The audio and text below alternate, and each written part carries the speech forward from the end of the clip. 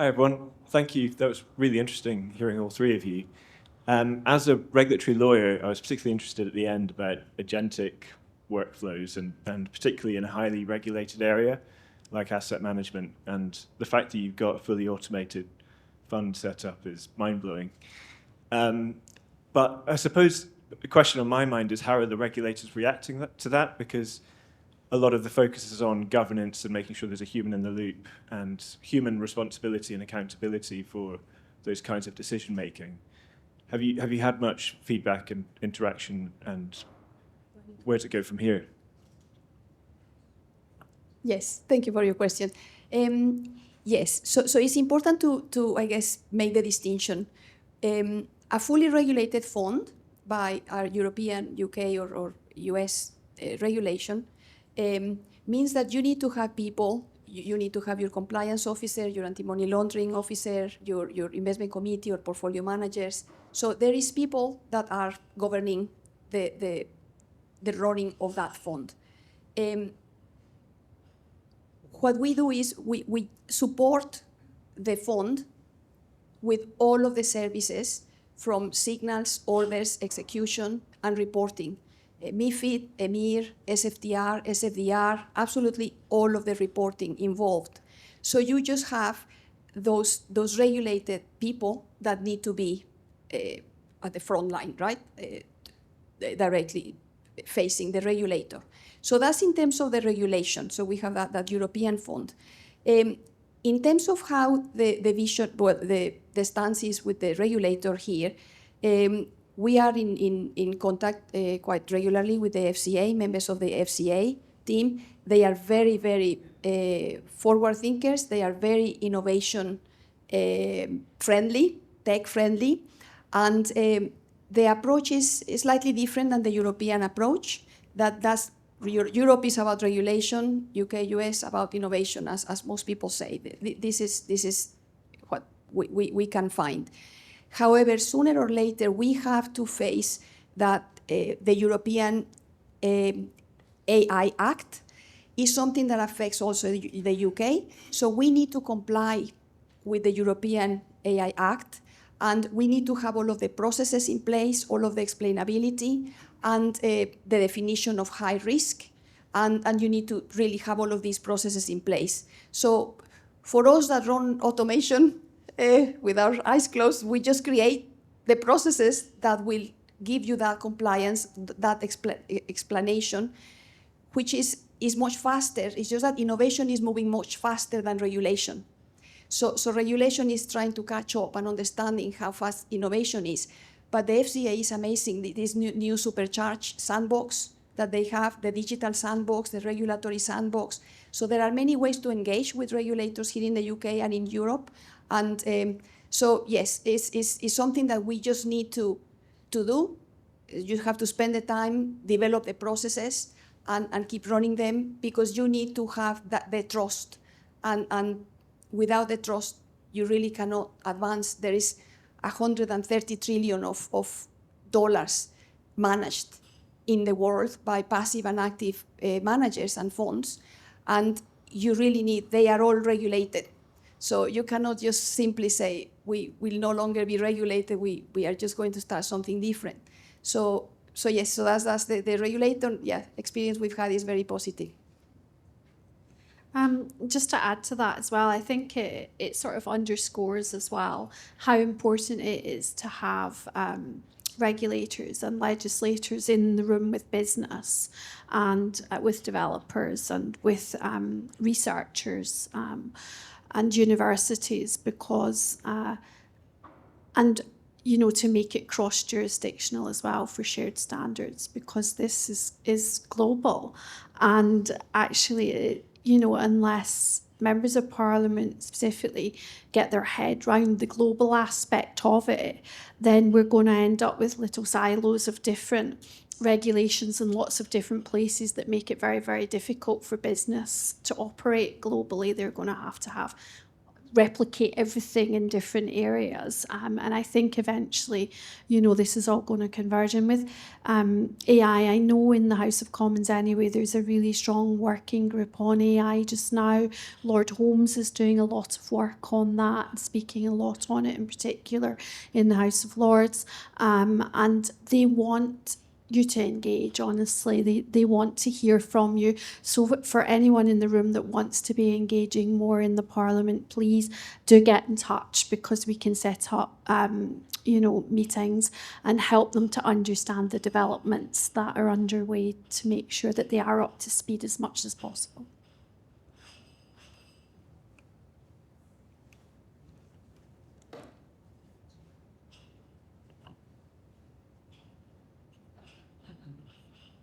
I've got a question around where the UK is vis-a-vis other players in the world. We've seen this sort of meteoric rise in the assets under management coming into the ETFs, the Bitcoin ETF, and more recently the Ethereum ETFs. And I think I saw a stat somewhere whereby like over 88% of sort of ETF and ETP AUM was managed out of the US. As a UK resident, I'm not allowed access to those vehicles. And so, the FCA does not allow me to have any access to any form of crypto exposure through sort of regulated sort of trade brokerage type sort of retail savings accounts. Or pensions, for that matter. Does it worry you that, like, a game theory is playing out and that the UK is, like, just not even in the game at the moment? Or do you think it doesn't matter and we'll get there eventually? Yes. Sorry, it is. So yes, the UK government was allowing people to trade via ETFs and ETNs up to 2015, 16 or 17 when they changed the rule. But now it has, as of October, good luck, that's great news for everybody. You are going to be able to invest in the Ethereum ETN, the XBT, in tracing NASDAQ, Sweden. So it's ETNs, not ETFs. So not the BlackRocks, but at least you can access the ETNs, which there are two really good ones. They just track perfectly well. We've been trading those since 2016. Bitcoin and then Ethereum came in 3 months later, and we started trading that via fixed engine automatically in and out. So there's quite a good liquidity. So SIP accounts, ISA accounts will be able to have access to Ethereum, which is one of our favorites, by the way. Yes. Amazing. And did you want to add something? Well, I mean, I agree. I think that the conversation has moved from when we started in 2021, which, as I said, was behind where the population was at that point in time. It's moved from, does the UK engage with this? Is it a fad? Will it go away? To actually, this is a race. And it's a global race, and the US has really upped the ante on the whole thing. And I think that's in a positive way, because I think it's reshaped the way we think about digital assets and the trajectory and what should be happening. And I think we can't afford in the UK not to get our act together now. The EU does have MiCA regulations already in place, so they have a clarity that is helpful for their area. But I think, as I said when I was speaking, that we want to perhaps have a more competitive, less bureaucratic approach in the UK, and that's why I've been doing a huge amount of work. We had Caroline Pham over from the US administration to speak to MPs just in June before the recess of Parliament.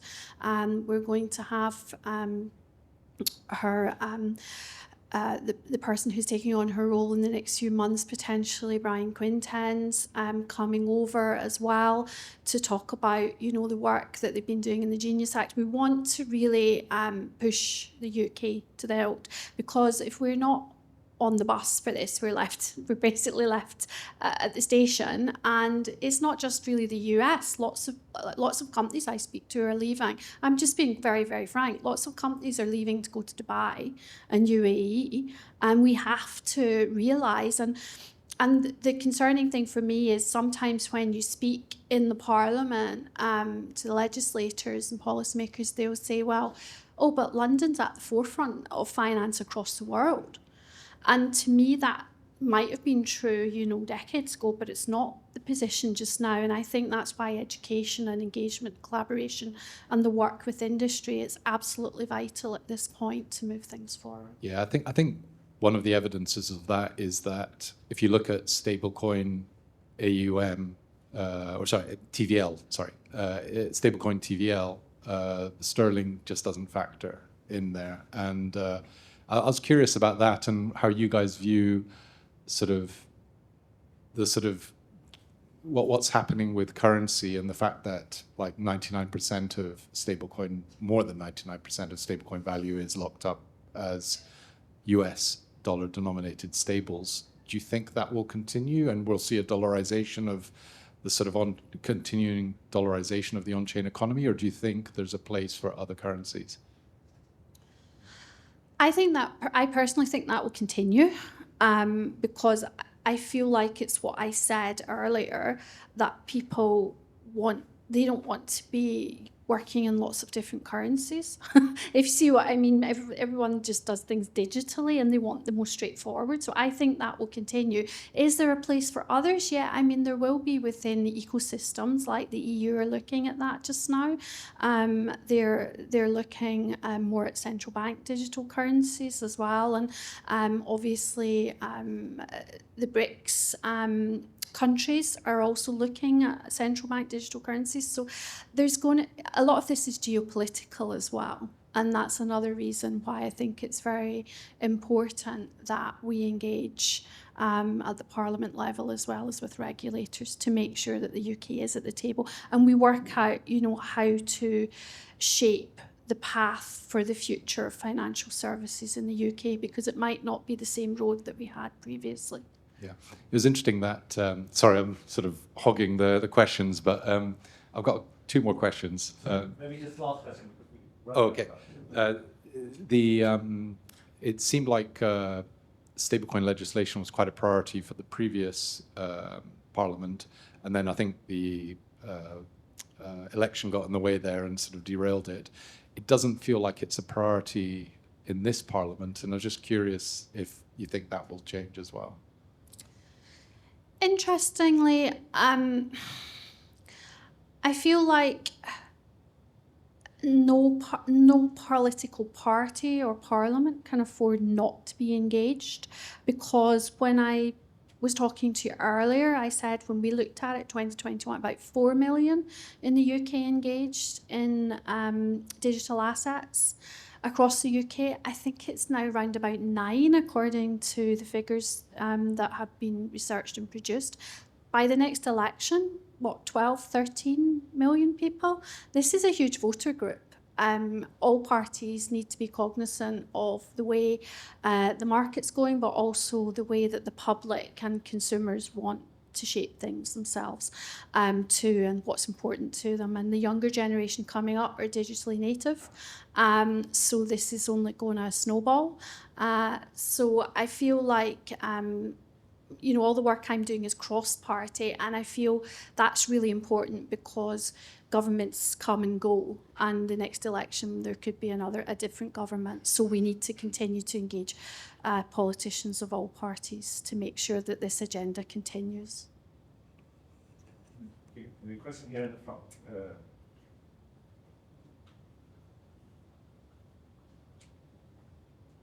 Thank you. This is for Matthew.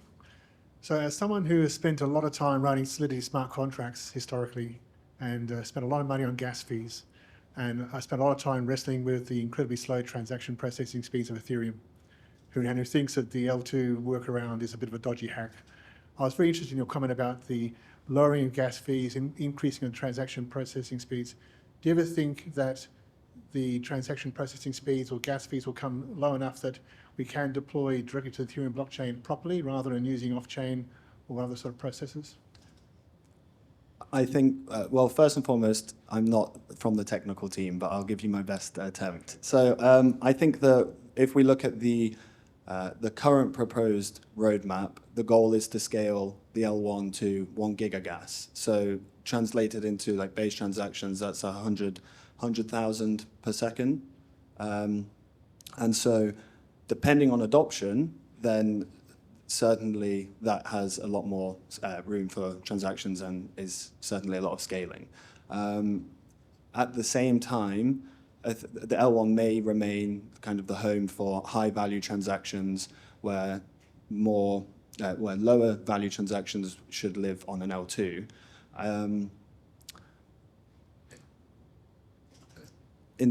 So I think that addresses like, will we be able to have everything on L1? Potentially. But I don't know that that necessarily is the goal. L2's offering the customizability for each L2 for enterprise and having that flexibility, I think, is key. But there is certainly now more emphasis on scaling the L1 alongside the L2 with like the 3 key goals from the technical team being scaling blobs, so scaling L2s, scaling the L1, and improving user experience. So we'll have to see. Okay, thank you. Okay, now just enter at the back.